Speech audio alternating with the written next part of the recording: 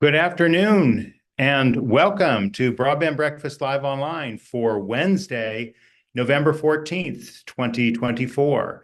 I'm Drew Clark, CEO and publisher of Broadband Breakfast. Happy to welcome you to a very exciting, we hope, discussion about state broadband offices and BEAD awards. The BEAD, of course, is the Broadband Equity, Access, and Deployment Grant Program, key part of Infrastructure Investment and Jobs Act, and maybe taken a little while, but finally in the moving forward phase. And we're going to be talking with two state broadband offices that are in the middle, or one has actually, opened and closed its portal. The other's in the middle, and also another former state broadband official who works in this space extremely closely. But before I introduce them and welcome them to the discussion, I want to remind you that we are here every Wednesday at 12 noon Eastern Time, and that is, of course, 11 Central and 10 Mountain and 9 Pacific, and it's 7 o'clock Hawaii time, unless they change. I don't know if they changed their for daylight savings time. It used to be 5 hours difference with Hawaii, but because we got some listeners who are always there, and so I'm glad this time works for people across this country. And our goal is, simply put, just to connect this community that cares about better broadband, better lives. We focus on high capacity internet, how we get it, and how we make use of it, right? And that includes the ways that better quality broadband benefits the people, from education to healthcare to working remotely to public safety. All of these aspects, we call this broadband's impact. And we report on these every day at Broadband Breakfast. You can become a member of the Broadband Breakfast community for free and comment on and get access to a certain amount of stories. But if you want unlimited access to Broadband Breakfast, we encourage you to join and become a Breakfast Club member for $99 a month or $5.90 a year. And in fact, as long as you're signed up to watch us here through this Broadband Breakfast Live Online, as long as we know who you are, you get an offer to join at $4.90 a year. So we hope you'll consider that and take advantage of that. In fact, we've unveiled a whole bunch of new benefits for our Breakfast Club members. In addition to unlimited access to the news stories, you also have access to the events, the videos of the in-person events that we do, and a $100 discount off of every in-person event we do. Also, the exclusive reports that we publish, and the court documents. And most recently, we've been rolling out a series of charts and data on different aspects of broadband subscriber numbers and the status of various BEAD deployment efforts. So we encourage you to check out the premium charts and data section on Broadband Breakfast, as well as our upcoming event, which will be on December 12th. That event is called Broadband in the Next Administration. At least that's how we framed it when we put this forward 2 months ago. Now it's Broadband in the Trump administration, because we have had a presidential election and we know who is going to be in the White House. So the focus of broadband in the Trump administration will be on different aspects of telecom and broadband policy. In particular, we're going to start with a similar topic to one we're talking about today, BEAD, but we're going to talk a little bit more directly about the timetable and the broader picture for finishing the job on BEAD. But then there's also a topic on the spectrum and the reauthorization of spectrum authority, which has been nearly 2 years since the FCC has had spectrum authority. We're going to kind of drill into the root cause of that. Panel 3 will be on the Affordable Connectivity Program and reforming or revising or changing the Universal Service Fund. These are inextricably linked issues now. They might not have been a year ago, but they are now. So fixing USF is a necessary part to getting a new affordable connectivity program. We got all the right people to talk about these three topics. And then the fourth topic will be on the future of some of the administrative proceedings that have happened over the last few years with net neutrality and digital discrimination and otherwise. And we're going to talk about that in the context of the legal landscape. So we've got In fact, I'm going to drop in the link here for those who are watching on Zoom, as well as our other stream visitors, the link to broadband in the Trump administration. We're very excited that we have multiple former Trump 45, so to speak, telecom officials from the National Telecommunications and Information Administration, and we have 4 great moderators, Christopher Cole from Law 360, Kelsey Griffiths from Bloomberg News, Ryan Tracy of Capital Account, formerly with the Wall Street Journal, and Lynn Stanton at TR Daily. Those are the 4 moderators for the discussion. So we hope you'll sign up. If you're not in Washington or able to make it to Washington, we will have an opportunity where you can register and sign up for the live stream. And again, back to the Broadband Breakfast Club, all members of the Broadband Breakfast Club will have access to all those videos as soon as we get them live, which will be very soon after the event. So thanks for bearing with me as I told you about those options. One more quick announcement is we want to thank the sponsors of the Broadband Breakfast Club. These Wednesday events we do every Wednesday. We've done them nearly 5 years now since the pandemic began. And we could not do these without the support of our sponsors.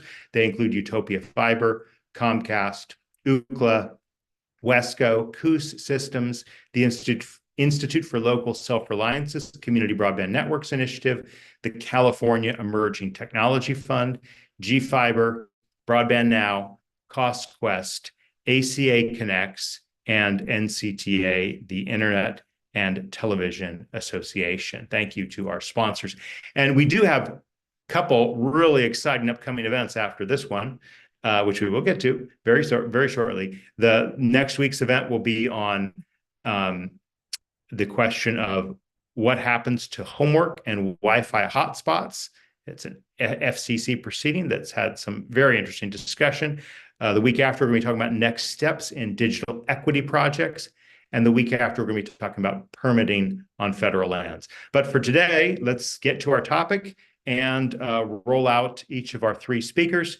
Thank you so much for joining us and being a part of this discussion today. So I will introduce them in the order in which they will speak. We're going to hear first from Joseph Lee, or Joe Lee. He's the Interim Director of Broadband Development at the Kansas Department of Commerce. And Joe has been the Deputy Director of Broadband Development since January 2023, which counts as a long-termer in the world of broadband deployment in BEAD projects.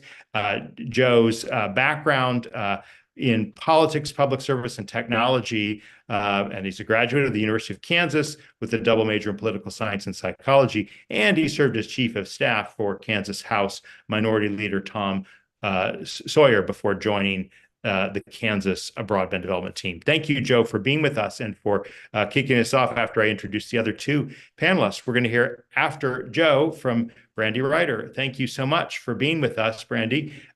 She joined the Colorado Broadband Office in 2022 and is responsible for providing oversight and management of the office's programs and statewide strategy. And as the executive director of the Colorado Broadband Office, she deals with education, outreach, supporting regional collaborations, fostering good relationships with partners, and mobilizing resources to improve the access and affordability of high-speed internet. So really grateful you could join us.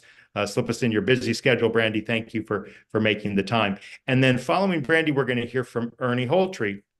Ernie is the Director of State and Local Government Partnerships with Ready.net, and he has been there coming from a role as the Deputy Director of Indiana Broadband Office. And don't let that deputy fool you. He really was kind of the guy on broadband in Indiana, working, of course, collaboratively with a very interesting group of players in the state. As the Deputy Director of Indiana's Broadband Office, he worked closely with the Indiana Office of Community and Rural Affairs, ORCA, and they awarded millions of dollars in funding for next level connections, and also aided in the rollout of Indiana's first ever broadband grant program. So thank you for making the time to be with us, Ernie. Let's turn it over to you, Joe, and feel free to kind of tackle any aspect of the topics we've raised here, with particular reference to, how the funding process is rolling out, and what's next in this process, because if my understanding, our data is correct, you've opened your window, and it isn't closing until December 5th. So let me know if that's accurate, and tell us a little bit about how it's going from your perspective. So Joe, over to you. Thank you so much, Drew, and I appreciate the opportunity to speak today about where Kansas is and what we're looking forward to seeing here post our window closing. So that period of time is correct. The state of Kansas opened its BEAD technical application portal on October 21st, and it's open for the next 45 days per our approved volume 2. So we are expecting to close that window down on December 5th here, which is coming up in a couple of more weeks here. As we move through this process here, some of the things that we continue to see is more questions and interest in clarifying some of the guidance that the offices through the state broadband offices has provided, and in working through that NTIA BEAD NOFO as well in this application process. But one thing that is for sure here that I know is on top of mind for everyone in terms of what is going to be the rollout and how that looks like is we're still staying very closely adhering to the NTIA's BEAD NOFO as it discusses that hierarchy for the different technological priority groups. So we'll, as a reminder for those as to what that NTIA NOFO states about that preference for those differences of technologies. You have your priority broadband projects, then you have under that one your other last mile deployment projects, and most recently NTIA has adopted some guidance as to how to handle alternative technologies as well. So in adherence to the NOFO, as is stated in our approved volume 2 here, we're going to be following that hierarchy down as we move closer to closing down that portal and prepare for potential awarding, preliminary awards of these applications. And so the BEAD minimum outlay, which is provided out into that NTIA NOFO there, really kind of lists out how the states approach that sort of preference here. So many of the other broadband offices are approaching it with the same regards. Kansas is no different from that in trying to focus first on those priority broadband projects, which is fiber to the home, as well as minimizing the amount of BEAD federal dollars that is requested. And so when we look at the BEAD minimum outlay scoring, that is 50 points of an application right there. That is half of that application there. And so it is a significant chunk of how an application is scored. And Kansas is sticking to that scoring matrix as close as possible as prescribed by the NTIA. And so minimizing the costs while also maximizing that preferential technology hierarchy as stated by the NTIA is how the state is handling this. And Kansas right now is looking at approximately 52,000 BSLs that are still left in the state of Kansas as our last approved challenge results stated. And we believe we can get to 100% connectivity, going to about 75% of those BSLs using a fiber-based technology, and the remaining 25% of our locations being able to be covered with a non-fiber technology. We're looking at those non-fiber technologies to be anywhere between licensed by rural fixed wireless access or hybrid coax, or even in the most extreme cases, the state of Kansas is willing to consider alternative technologies as that third hierarchy, being unlicensed fixed wireless access or LEOs as well. Really, the continued focus of how we can navigate that interplay is making sure that it's minimizing that BEAD requested funds for those projects. We still have that preference as stated by that technological hierarchy, but trying to make sure we can deliver high quality, affordable, and reliable broadband service is still very much in the forefront of how the state wants to approach its deployment of these BEAD dollars, and making sure that these BSLs can get access to 100 over 20 megabytes per second service is crucial in its goal to get to 100% connectivity for sure. So, Drew, I don't know if you wanted me to go further into what else Kansas is doing and beyond the BEAD application there, but I think some of the other panelists may have something to share in this particular regards as well. Can I ask just a quick question to clarify things before we move to Brandy and Ernie? So the amount of the BEAD allocation that Kansas has is 457 million. Is that amount correct? $451.7 million is the state of Kansas's BEAD allocation. Okay. And that allocation is what is going to serve the 52,000 BSLs, or is there a larger number there too? If we break down the numbers to the finest details, it's going to take approximately 426,000. Not an exact quote from me, but it's roughly 426 million of our 451.7 million that's going to be utilized to get to 100% connectivity for these roughly 52,000 BSLs that we still have left across the state. And as I stated earlier, we're looking at 75% of those preliminarily will be likely covered with some sort of fiber technology, fiber to the home connectivity, and the remaining 25% will be a non-fiber solution. Great. It gives us a great taste of where you're at, and appreciate you being with us. Let's turn it over to you, Brandy, to give us your perspective on the next step in the BEAD award process. Great. Thanks, Drew. And yeah, it's a pleasure to be here this afternoon and morning to those on different time zones. The Colorado Broadband Office has made a really big progress on our BEAD program. We were allocated $826.5 million last year to bridge the digital divide in our state. Colorado is a really challenging state. I've said this for a little while now, and actually we're seeing that play out in our BEAD program. We have gone through all the steps and are, following the NOFO, very similar to Kansas and every state across the country when it comes to, how to implement BEAD and run our sub-recipient selection process in Colorado. And so, we opened up our application September 12th and closed it on October 29th. We ran a 45-day process, and we received a really overwhelming response. We are really excited about the results, and I'm pleasantly surprised of the level of participation in our program. As we analyze our applications, the state of Colorado received $1.8 billion in funding requests in the BEAD program. And like I said, we have $826.5 million to allocate funds to BSLs.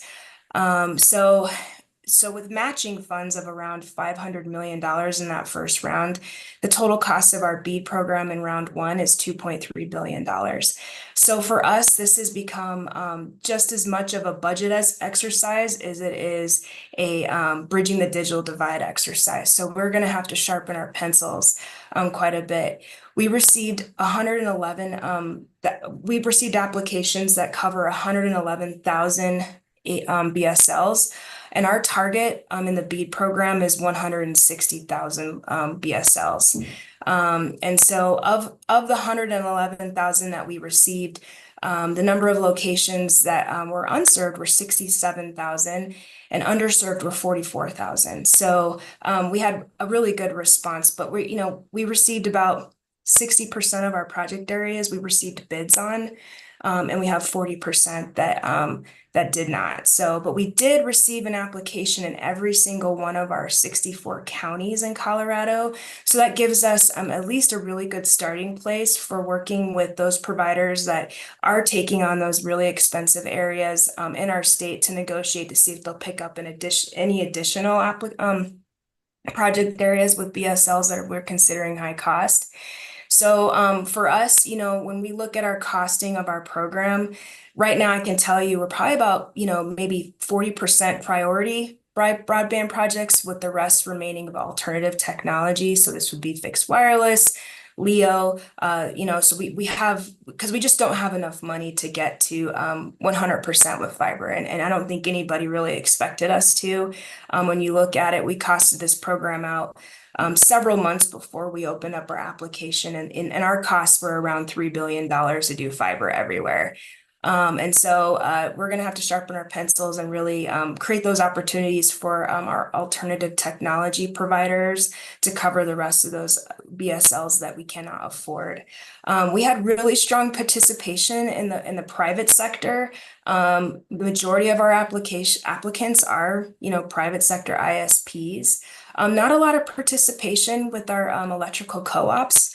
They're great partners in the areas of the state that they're actually, the ISPs are entering into public-private partnerships.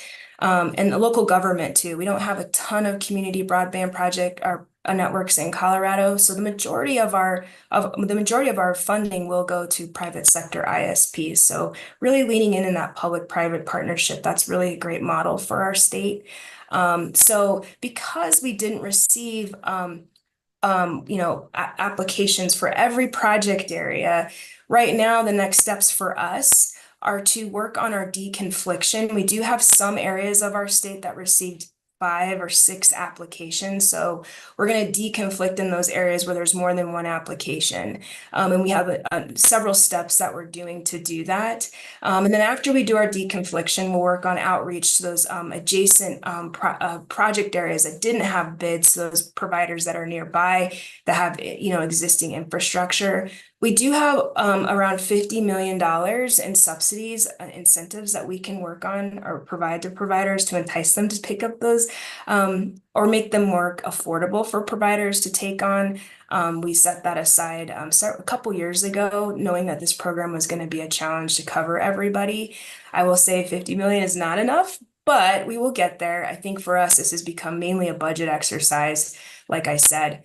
And then after deconfliction, we'll work on that outreach, which will take a couple weeks. And then Colorado wrote in our volume 2 of our initial proposal, we gave ourselves flexibility to enter into additional rounds using the same criteria that's spelled out in our initial round. So we are going to do a second and final round for alternative technology providers. And also, we'll have to open it up to everybody to be fair. But we're going to really lean into our extremely high cost per location threshold in that second round to pick up the remaining project areas. So for us, we're still kind of working on what those thresholds are right now based on the applications that we have received. But anybody who's above those thresholds, obviously we can't afford to fund those applications. So we're really going to use our extremely high cost per location threshold to determine those alternative technology providers in that second round. And so we weren't thinking we were going to do a second round, but we did give ourselves an opportunity and flexibility to do that. I think a lot of states that are in the Mountain West are probably going to have to do the same thing. I just don't think you're going to get all your project areas served and with that one round. So if you're thinking about that, you might want to, if you only have one round in your volume 2, you might want to amend that now to give yourselves flexibility for those rounds. So that's where Colorado is. We are going to open up our second round, hopefully early to mid-December. We want to open it up before the holidays, and it'll be a 30-day process. We don't think we need 45 days to kind of do the same work we just did in round 1. A lot of people already know what to expect. And we'll have specific instructions on what that looks like before we open up that. But we're looking at mid-December when opening up that second round and carrying us through the first of the year. So can I just ask 2 clarifying questions here, Brandy? One is, so you've got these applications, 60% of locations were bid on and 40% were not, but every one of the 64 counties there was a bid. What's the timetable for the awards now? I mean, and do you have a kind of months or weeks or days? What happens to get to the awards from those applications? Yeah, that's a great question. So, yeah, so we have 40%, we have a 40% gap in our program, and a pretty significant funding gap. So, that's going to take some time to align the two to make sure that we understand what it looks like in round two. So we're looking at probably a set aside for round two, funding wise, so that we can cover the remaining 40% with alternative technology. And as far as timing, for us, we've tried to move really quickly through the BEAD program. I know there's been, a lot of steps. We have pushed really hard, and we continue to push really hard to get the dollars out the door. So for us, when we're looking at what I would call preliminary awards, these are the recommendations we are going to make to the NTIA. We're trying to target March, late February, early March to submit our final proposal to the NTIA. If we can do it sooner, that would be fantastic in our world. Colorado, we have, our construction season is very short and limited. And so we're really trying to get ahead of this for construction season, as well as get the dollars out the door. So we're looking at a first quarter submission for our final proposal to the NTIA, assuming our round two is successful and we get to 100%. So, and then obviously the NTIA has a process for the final proposal where we have to publish it for 30 days for public comment. So if the stars align for Colorado, we're looking at extending grant agreements to our selected subrecipients early to late spring. Okay, wonderful. And obviously, Brandy, Colorado has really kind of leapt ahead. You were the 5th state to open an application window, and on September 12th, and kind of move forward through that 45-day period. I just want to make sure I got the basic math right on the numbers. You have $826 million to work with in BEAD, 826.5 to work within BEAD. And then you also referenced a couple of numbers that you mentioned an additional 2.3. Could you just clarify what additional funds are there that Colorado is working with, either state funds or other funds besides BEAD that I'm not immediately retaining? Yeah, so and just to kind of go over the numbers again, Drew, we received $1.78 billion in BEAD funding requests, with $500 million in matching funds from those folks that submitted applications. Got it. So the total project cost, or the total cost for round one for Colorado, is $2.3 billion. If you were to be able to fund all those, which you obviously won't. Yeah, and there's yeah, exactly. And so if we were able to fund it all, it would cost $2.3 billion, covering 60% of the locations that are in our 160,000 location broad universe, in terms of what that divide looks like for Colorado. And then one last point, of those applications, just to let you guys know the percentage breakdown, 139 of them were fiber projects and 46 were other last mile projects. So we have most of them are fiber, which is great. But because of some of the costs, we probably won't be able to do all 139 of those applications by year. Thanks for helping explain that. That makes a lot more sense. Now I sort of see where the numbers come from. Let's turn to you, Ernie, give you a few minutes to lay out some of the issues that you've worked with both in Indiana and what you're seeing in your work with Ready.net. Sure, thank you. I appreciate it. Good to be here today with Brandy and Joe and see both of them.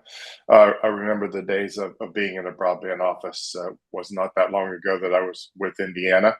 Now I'm working at Ready.net as Director of State and Local Government Partnerships. We are a public benefit corporation that helps broadband professionals connect more people to better services through our software as a service platforms. So they're able to provide a unique perspective on BEAD, having engaged with about 30 states now with our software solutions for the challenge process. and super excited to now be moving some of the relationships in those states to our Ready State platform, which is the application intake, scoring, deconfliction, and then the final piece of the puzzle, which I'm sure we'll hit on near the end of the conversation today, is the reporting and compliance. And the 5 to 7 to 10 years after that final proposal is done, the ink dries on the grant agreements and where we go from there to make sure that this money all the way through the system is used properly and efficiently. So a unique perspective there from the different states that we work with. It was interesting to hear the similarities and the differences between Kansas and Colorado, and then think back to my time at Indiana. Indiana was awarded $868 million, so right about the same as Brandy. I'm not sure where they ended up on the number of unserved and underserved through the challenge process. But moving forward, I know that the team there at the Indiana Broadband Office will do a great job. I don't want to spend a lot of time on mine right now because I see some really good questions piling up, and I know that Drew has a lot to ask us and talk about. A couple things that I think are interesting as we move into the different states dividing up the money and running their rounds of funding is how many rounds of funding that there will be. So many conferences that I've attended and been on panels, and I know that Joe and Brandy have done the same, and the questions constantly come back from the audience that are answered in the state's volume twos. And Brandy and Joe both talked about their volume twos in their opening, but I think it's very important to everyone listening today to know and understand and commit to memory your state's volume twos. And how the process is going to work, and the timing and the timelines and the number of rounds and the scoring matrices, not only the 75% that's prescribed by NTIA through labor affordability, and I believe, as Joe mentioned, the minimum BEAD outlay, but the other 25% is really where some of the smaller ISPs can really make up some ground in the scoring process. And as Brandy talked about, overlapping project areas, how do the winners rise to the top over the stack of competitive applications? And I think that's where there's opportunities there to know and understand the scoring rubric in your state, especially that extra 25%. We know this is a everyone on board approach. So if there's any local governments or nonprofits out there, we know it's extremely important for engagement at the local level to work with the ISPs. Every day that we have a delay because of a piece of paper or a determination or problems directing traffic is one more day that families and businesses will not have quality connectivity. I think with that, I'll turn it back over to Drew to move on to some Q&A and see where we go from there. So thank you, Ernie. Let's just open up everyone here. So let me just start with the question that you can answer however you choose. So we are 7 days from having discovered the winners of the 2024 presidential election. And the BEAD program, of course, is part of the Commerce Department that is implementing a bipartisan law, the Infrastructure Investment and Jobs Act. While there's been some speculation that there might be changes to BEAD, the kind of consensus wisdom is, well, there really can't be because it's set by law and it's set by the regulations that have been issued. At the same time, if there were to be changes to the BEAD program on the margins, what would happen, or what would those likely to be? And how do each of you, Joe and Brandy, but also your thoughts, Ernie, how do you kind of cope with the possibility, if indeed it is a possibility, that there might be changes to BEAD? How do you want to answer, Joe? Thanks for the question, Drew. And I know that's a very popular question, top of mind now with everyone with the for sure change in administration here. So while I can't really speculate on some of the political ramifications of a change in administration, what I can assure everyone that Kansas is going to continue to move forward exactly how NTIA's current guidance and requirements of the program, including the law itself, dictates how we're supposed to move forward with BEAD. I don't foresee major changes happening to the BEAD program because, again, all 56 states and territories have been working diligently to implement BEAD in their states and territories respectively. And I think one bipartisan thing that I can surely see in Congress as well as officials down the ticket all the way down to the state is connectivity is something of focus for everyone across the entire country. So I don't think BEAD disappears due to any sort of administration changes like that for sure. I can't speculate as to what sort of programmatic changes may occur on a minor scale with the BEAD program, but it's at this time that at least for the state of Kansas, we're going to continue to move forward with what we know now is the guidance, the clarifications, and what is stated in the law, in the IJA law itself for the BEAD program. Great answer, Joe. Thank you. Brandy. Yeah, thanks. Yeah, I think I for Colorado, we take the same perspective, on the change in administration. I've been asked this question a few times over the last week, and broadband does have bipartisan support. And I don't see BEAD going away. I do see maybe there could be some changes, in the new administration to it, because there's still a lot of states that are still working through the NTIA's process. Well, we all are for sure.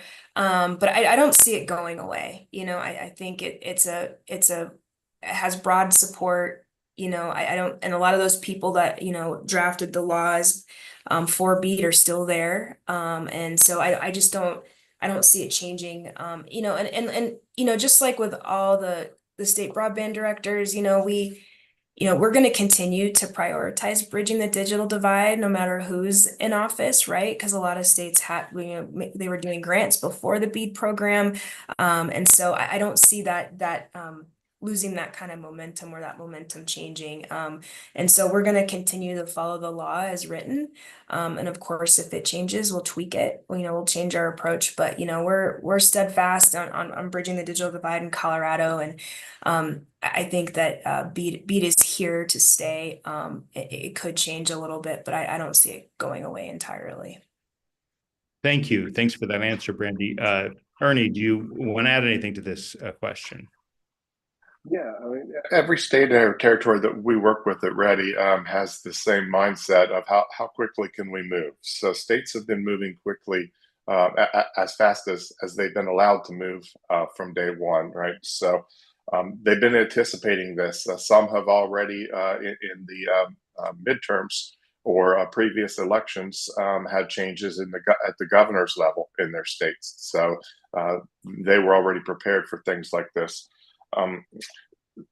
As Brandy mentioned, the majority of the BEAD guidance is codified in law, right? So those cannot quickly be changed by razor thin margins in the House and the Senate. Where I would think maybe we see some changes eventually would be in the interpretation. So the NTIA directives, affordability is in the law. How affordability is interpreted by NTIA, maybe moving forward, some items like that. I throw that out as an example. Could change, but we're 2 months away from the inauguration, 2+ months. It sounds like a few weeks after the inauguration, Brandy's going to be turning in her final proposal, and other states following, or even ahead of Colorado. So I think this train is moving. I wouldn't expect a lot of changes. Maybe we talk later, but we know that there'll be some changes at the FCC. Definitely with the turnover of the leadership there. How would FCC changes impact BEAD, given that BEAD is an NTIA program and not an FCC program? Ernie. Sure, I don't know that changes BEAD specifically, Drew. I mentioned that more in the overall scope of just broadband in general, right? The FCC is always going to be a player in broadband. So very good. Yeah. Wonderful. All right. Well, like I said, we encourage your questions, and we've got a bunch of them, and there are, as was already mentioned, some good ones. So let's go to Jim Mercanti's question. How did states verify that the number and location of broadband serviceable locations, that's what that BSL term means, broadband serviceable locations, are comprehensively accurate? Brandy, Joe, what do you say to Jim on this question? Sure, Drew, I can certainly take a stab at it. And I will, for the record, make sure, and I think every broadband office will say the same thing. We will never have a 100% accurate list. It's a dynamic list that continues to evolve. I mean, Kansas alone, and Brandy made mention of this for her own state in Colorado, but Kansas is still running its own other state broadband grant programs that continue to cover different sorts of metrics. For example, our broadband acceleration grants, we are now in the fourth iteration of awarding those dollars out, which also addresses 100 over 20 qualifying reliable broadband services across the state. We have our capital projects fund, which because state of Kansas was so oversubscribed, we were allowed the opportunity to look at applications that looked at 100 symmetrical reliable qualifying broadband services and are making and have made awards based on those CPF projects. And we will continue to likely have several different broadband grant programs. The BAG program for Kansas I just mentioned has another 5 iterations within the next upcoming 5 years to provide those level of qualifying broadband services here. So that list is going to continue to be a dynamically growing list. How the states, at least for Kansas, reached its approved challenge results is through the challenge process that the state conducted during its post volume 1 approval. And at least in Kansas, we held that challenge process in December of 2023 going into January of 2024. Once we had received all those results, we've deconflicted where we could and accepted and or denied challenges based on the evidence provided and checked the requirements of those evidence against NTIA's guidance as how to approve acceptable challenge results. And then we finally trued up to what we were allowed to with NTIA version 4 of the BDC data. And that data right there is pretty much the crux of where we stopped with the results. As I understand it from NTIA, that snapshot in time is what developed that sort of list for the number of locations for those BSLs. And so that is kind of the verification methodology Kansas has approached there. And we're really, from what I understand, based on the BEAD program guidance, really kind of locked into what those what NTIA approves in that sort of list there. The only last changes, if you want to call it changes, that would be allowable in final proposal from the guidance the states received a month or two ago. Looks like we can deconflict some of those areas that are non-BSLs. So your hay bales, your lakes, your sheds, those sorts of things, removing them off the map. But that doesn't change the list. The list remains the list, and we'll have to have a status associated with each different BSL as states move to present its final proposal to NTIA. Why this is a non-BSL, why is this a BSL being covered by this application that you've decided as a state to preliminarily award, et cetera. Great, comprehensive answer. Brandy, how do you answer the question?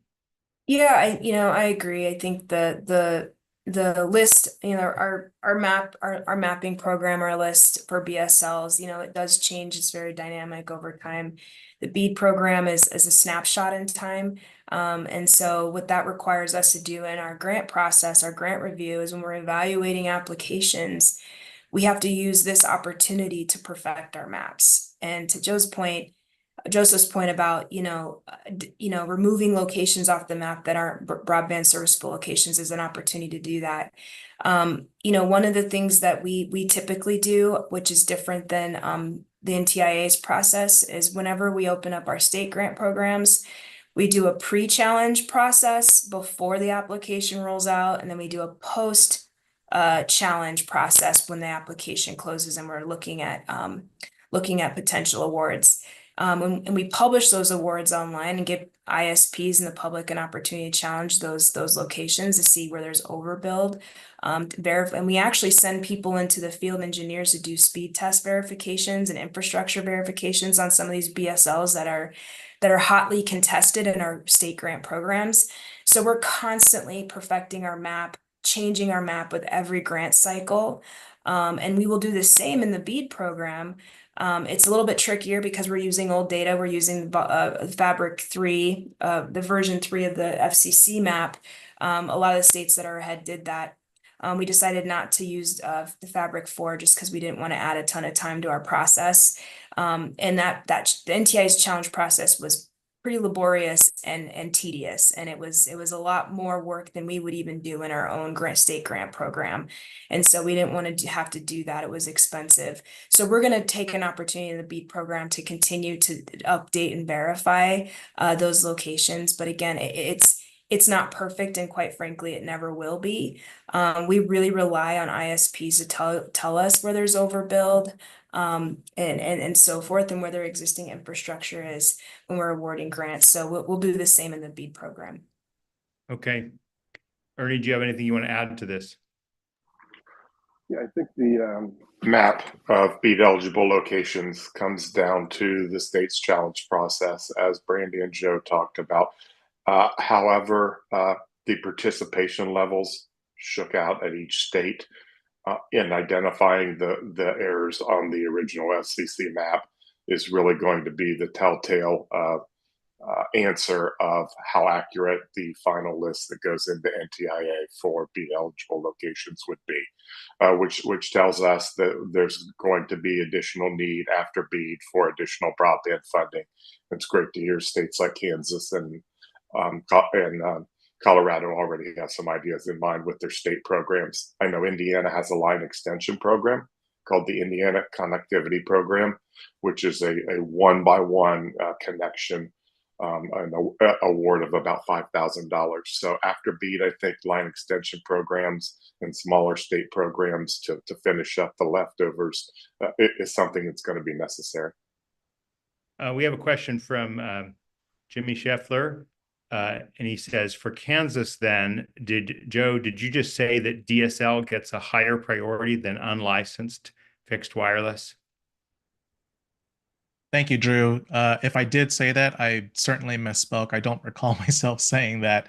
I didn't hear that either. I didn't hear that either. I didn't. And it might have been because of me saying BSL, broadband serviceable location, sounds like DSL. So to clarify, we're following the NTIA's technological hierarchy, which is priority broadband projects, fiber to the home, other last mile broadband deployment projects, licensed by rule fixed wireless access and hybrid fiber coax, and then alternative technologies, which would be your unlicensed fixed wireless and LEOs. Those are the ones that will be in consideration for our applications that we receive for our BEAD program.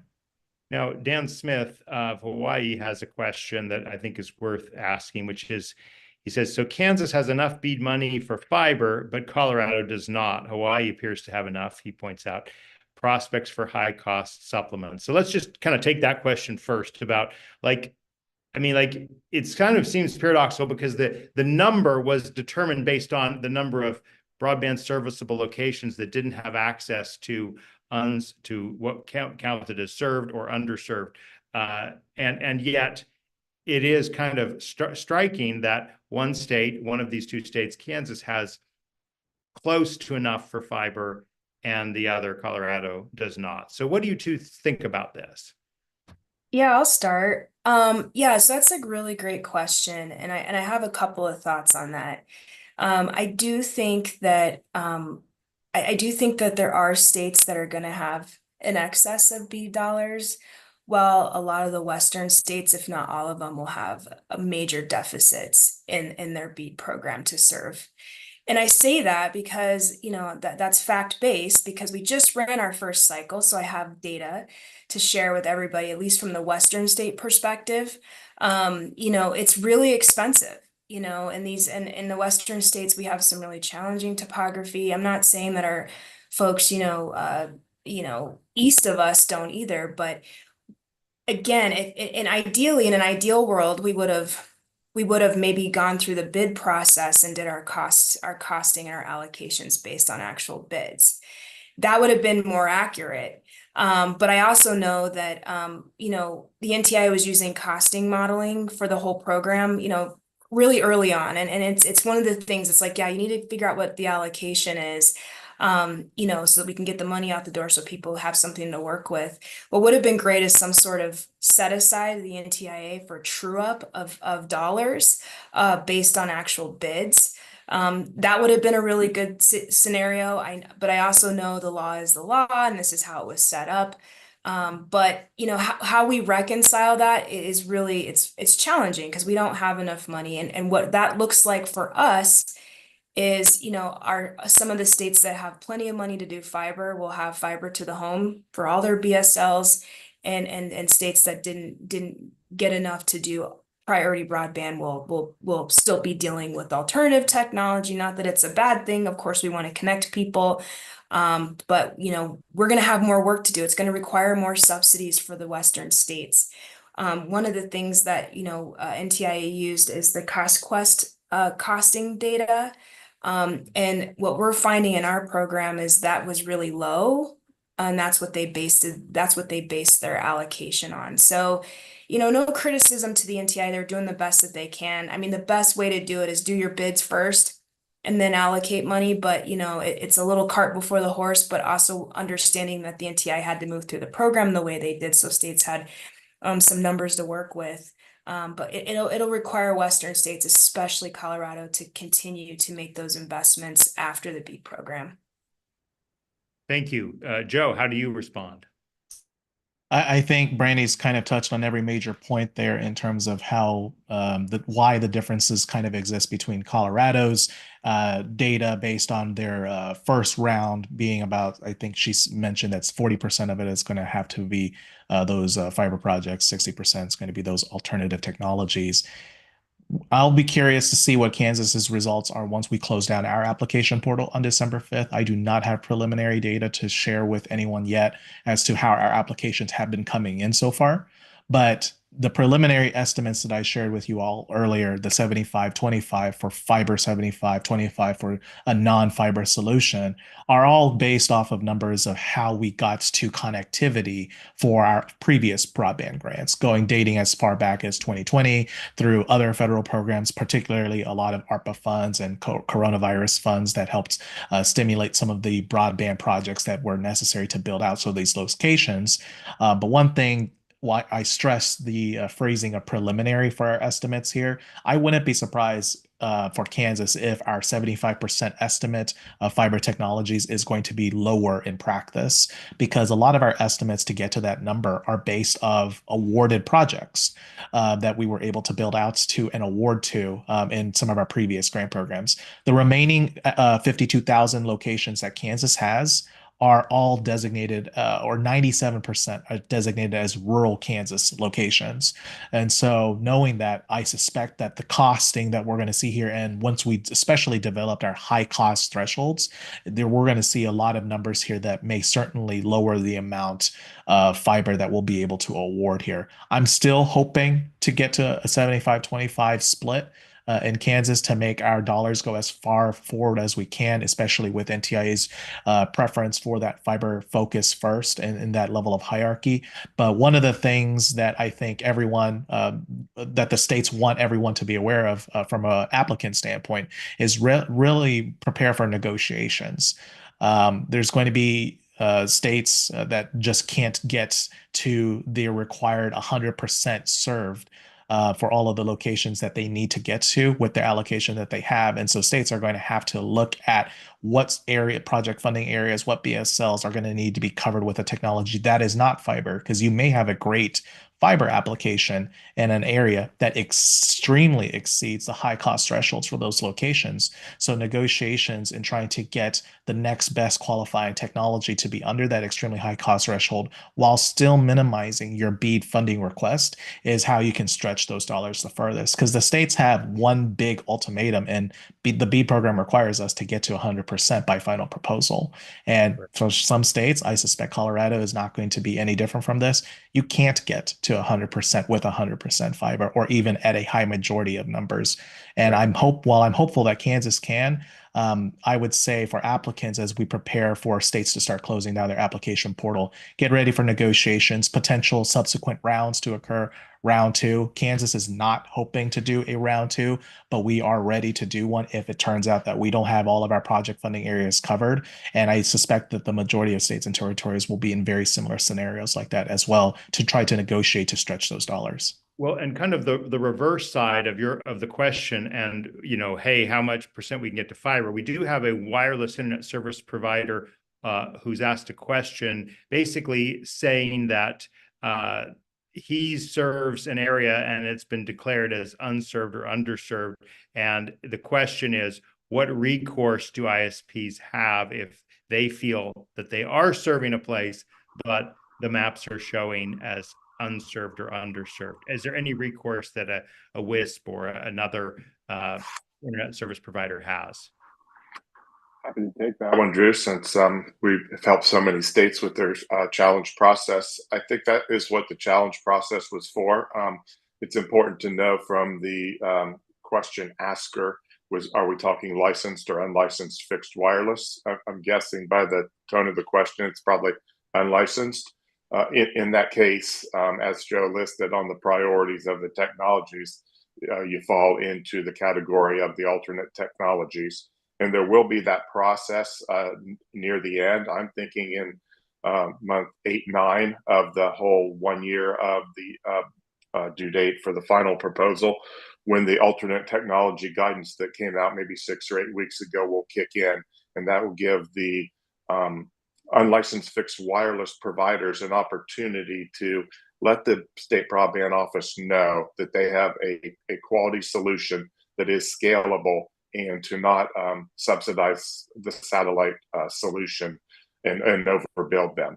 Also, if you're not quite where you need to be yet on a scalable solution, then work with the state broadband office through that alternate technology funding round to upgrade your systems, which will be, as Joe mentioned early on, efficient use of BEAD by using the least amount of BEAD dollars. It's going to be less expensive to subsidize an upgrade to a alternate technology solution of unlicensed fixed wireless than to subsidize a totally new build there. So those opportunities will be coming. And that sounds like that will be a very quick window, a quick turnaround time. So ISPs need to be ready for that. Thanks. Before we go to our last question and opportunity for final comments from each of the panelists, I just want to flag, Michael Pitch has asked 2 good questions. One is about railroad rights of way, which is another topic for another day, Michael, both in terms of the railroad rights of way parallel and the railway rights of way that cut across tracks. Again, another topic for another day.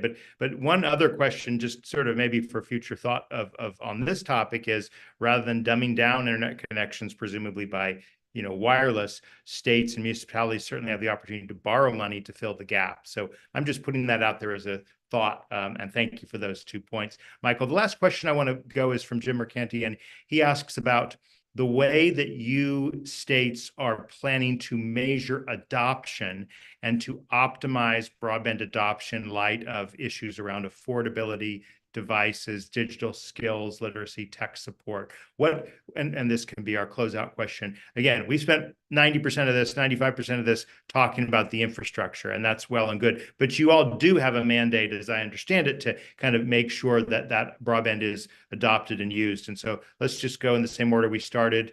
Joe, Randy, and Ernie, how do you think about the broadband adoption? Absolutely. And I do think the majority of states are going to be addressing this through their counterpart to the BEAD program is their Digital Equity Act allocations. And for the state of Kansas, we're certainly going to be trying to ensure that the adoption of a lot of these services are covered as much as possible in our action plan that we have approved from NTIA for our Digital Equity Act.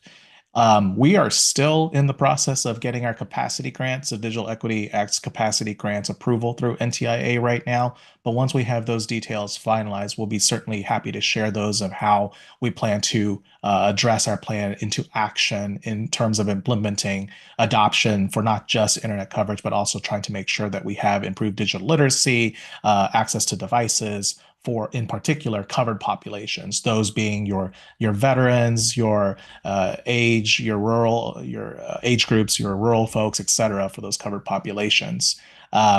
We're not really addressing adoption for BEAD here, since the BEAD primary focus is availability to make sure that you're 100% served in your covered list of locations there, that you can cover all of those 100%.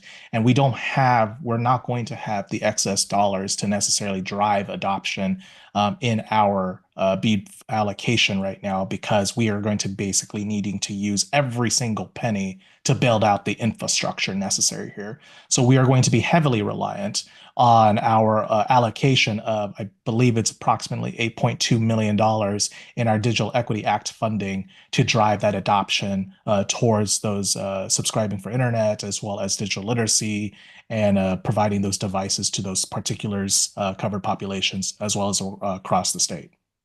Great. Thank you. And thanks for being with us, Joe. Brandy. Yeah, that's a great question. So Colorado, before the federal funding opportunities back in 2022, did some baseline research on the adoption gap in Colorado. And we surveyed, I don't know, I think it was around 4,000 people, representing marginalized populations, organizations that are serving those that are underserved and unserved. And, our adoption gap, it was just under 50%. And we have specific, in addition to the number one being we don't have infrastructure, but our digital equity gap was pretty significant. And so we've already benchmarked, we have a baseline for how successful we're going to be in our adoption gaps across the state. So that was in our Colorado Broadband Roadmap before the action plan and everything in BEAD. So we had a pretty good baseline. So what we're going to do, obviously, is move through these federal programs. I know, Joe, we talk about digital equity. That's a big piece of that. We're still moving through the NTA's process on that. We're going to open up those grant applications after the first of the year. So in about 2 years from now, we'll do another assessment, leveraging the same consultant to see, okay, now that we've invested all this money, how do we do on the adoption gap? Being one, did we achieve the objectives? Are we making good progress? And we built out infrastructure. So now those people that have infrastructure, that was the issue. Now they can access the internet. And then the other half of that is our digital equity analysis through providing digital devices, digital literacy, working with digital navigators, and the affordability piece. For us, that was a huge deal and why people don't adopt. So we're going to do some more benchmarking after these federal programs to see if we made any progress in those areas. I will tell you it's ongoing, the investments in adoption. And so hopefully we'll see some really positive results in our metrics for adoption. So we have that set up at the state of Colorado, and I'm excited to see where we are in a few years on that assessment. So I think we will make progress on that. Thank you for the answer, and thanks for being with us, Brandy, and spending this hour with us on this program. Ernie, brief final thoughts as we close out. Oh, yeah, sure. I think that the old saying, if we build it, they will come, is not necessarily true. And we do see that from an adoption standpoint, and affordability definitely plays into that. I think that's where there's the opportunities for the nonprofits and the local leaders to become more and more involved. Once the fiber is there, once the wireless is there and the connectivity is available, what can we do at the local level and at the nonprofit level to work with the ISP subgrantees? We all know that the ISPs want the customers and they're building out to get there. So at the local level, what can be done to assist with that? And then finally, I would leave it with the states receiving their capacity grant funding over a 3-year period. Will there be changes in year 2 or year 3 based on that administration change? So something to think about there for the capacity grants in the years to come. Well, and thank you to each of our panelists, to Joe and to Brandy and to Ernie. Don't forget, we're going to be covering more of these issues. Digital equity will be coming up in 2 weeks' time, and broadband in the next administration in person on Thursday, December 12th. On behalf of our guests, and thank you for spending this hour with us, we'll see you next week. Take care.